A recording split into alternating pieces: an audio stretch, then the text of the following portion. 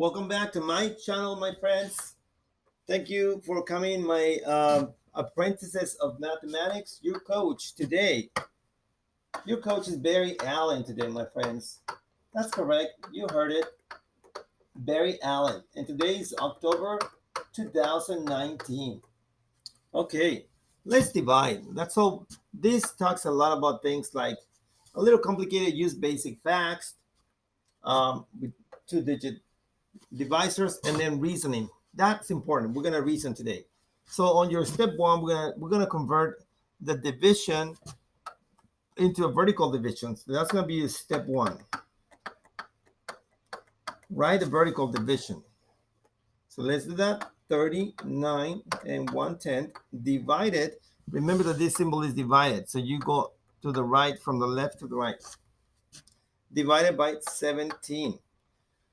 Okay, first step is this step. You round the number to 20. So we're going to do step 2 right here. Step 2.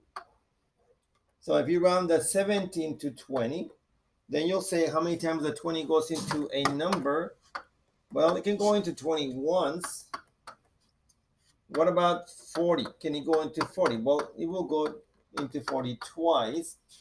But this is less than 40. So let's try 2. Because remember, we rounded up. So let's try 2. So we're going to write a, so we say, how many 17s can you make out of 3? And the answer is 0.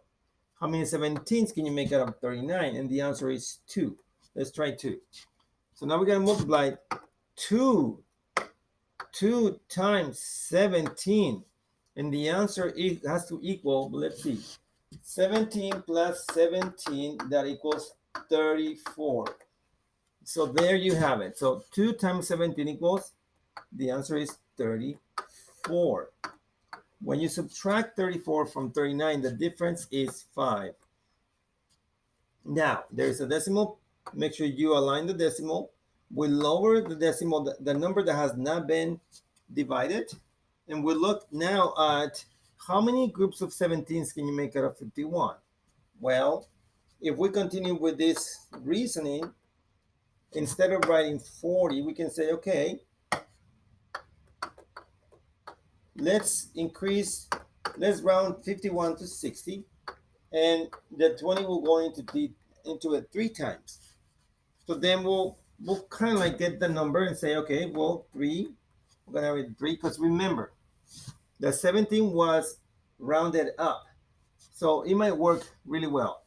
So 3 times 17.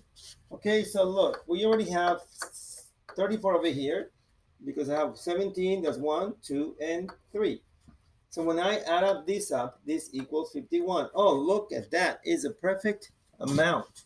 So now we multiply 3 times 17, and the answer is, ta-da, 51. So the remainder of this division is 0. Okay, now, notice that with this division, we can solve the other division because, look, it has the same numbers. This is the same as this, except it's 10 times smaller. So now, when we try to solve this on our own, if we use reasoning, for this problem here, you're going to write 3 and 91/100ths divided by 17. Guess what? The answer is going to be the same. So if you write the numbers 0, 23, the only difference is that this is going to be 10 times smaller. Or 1/10 the size of the first number, which is this. Now you have the answer. You solve this without doing extra work because you already did it up here. You can reason by looking at where the decimal point is located. Make sure you watch this lesson and pay attention to the patterns that you see when you work with powers of tens. Signing out, your coach, Barry Allen. Yes, apprentices of mathematics, become better at mathematics today. Signing out.